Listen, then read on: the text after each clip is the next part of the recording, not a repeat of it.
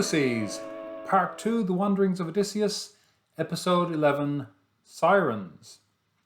The time is supposedly 4 p.m. according to the schema, but estimates of the Viceroy's journey and everything make it about 3:45. The scene is concert room, in this case the front of the Ormond Hotel on Ormond Quay, the colour being coral. Now, the technique is Fuga per Canonem, a musical term that Joyce uses but has never been satisfactorily concluded as to what it means or what it refers to specifically. Correspondences include the Barmaids are the Sirens, the bar itself is the Isle, and then others include Parthenope, Ulysses, Orpheus, and Menalaus. The science or art is music. The meaning is cryptically sweet cheat. The organ is the ear. Symbols include promises, women, sound, embellishment.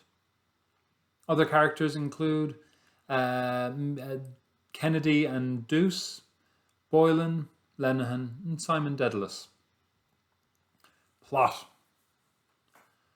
Bronze by gold heard the hoofirons steelyringing. Imperthnthn. Chips, picking chips off rocky thumbnails. Chips. Horrid. And gold flushed more. The words of the chapter warm up ahead of the chapter, and then it begins. The blonde Mina Kennedy and the red-headed Lydia Douce, barmaids of the Ormond Hotel, are taking tea from an impertinent tea boy as they lure men to the bar. The men are washed up on their bar before long. Simon Dedalus the first, as sadly you might expect. He is the first of them to hit the rocks. Then Lenehan impatiently waiting for Boylan, and so on and so forth. Throughout, the wanderings of Bloom continue, and we peep occasionally in on the man counting down the time to the anticipated deed of Boylan.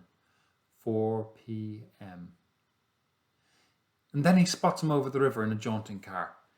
Bloom decides to follow him, nearly forgetting to pay for the paper he was buying. Boylan nips into the Ormond to meet Lenehan and is hailed by all there. His bawdy presence is welcomed wherever. In tepid pursuit, Bloom meets Richie Goulding, Stephen's uncle, and they decide to have a bite to eat in the dining room of the Ormond, just arriving shortly before his quarry, Boylan, departs. Food arrives and song arrives, and the first tune comes from Simon Dedalus, M'appari, coming from the operetta Martha. Bloom has been thinking about his return letter to Martha as Henry Flower. All is lost, the song continues. Yes, all is lost for Bloom. And he accepts finally that Molly wanted more. It's almost cathartic.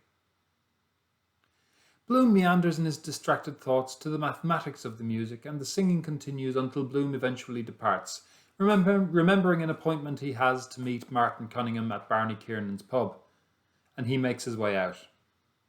He avoids the eye of a prostitute and then holds off an unmerciful fart until it can be masked by the sound of a passing tram. Bronze by gold, Miss Douce's head by Miss Kennedy's head, over the cross-blind of the Ormond bar heard the vice-regal hooves going by, ringing steel. "Is that whore?" asked Miss Kennedy. Miss Douce said yes, sitting with his ex, Pearl Grey, and Eau de Nil. "Exquisite contrast," Miss Kennedy said. When all agog, Miss Douce said eagerly, "Look at that fella in the tall silk." "Who? Where?" Gold asked more eagerly. "In the second carriage," Mrs. Douce's wet lips said, laughing in the sun. "He's looking—" Bloom bent Leopold ear, turning a fringe of doily down under the vase. "Order. Yes, I remember. Lovely air. In sleep she went to him.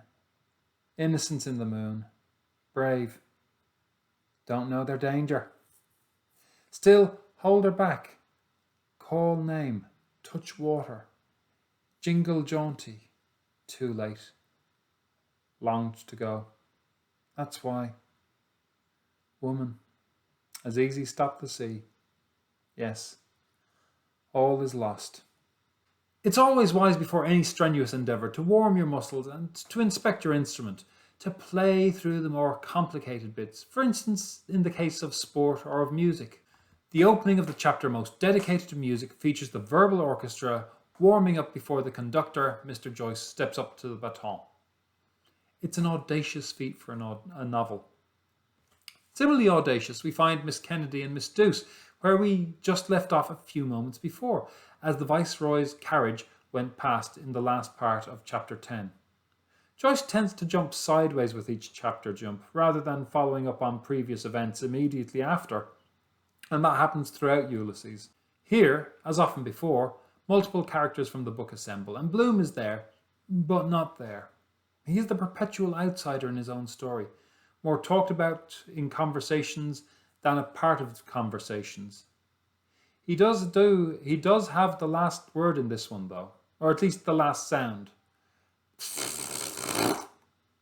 Done.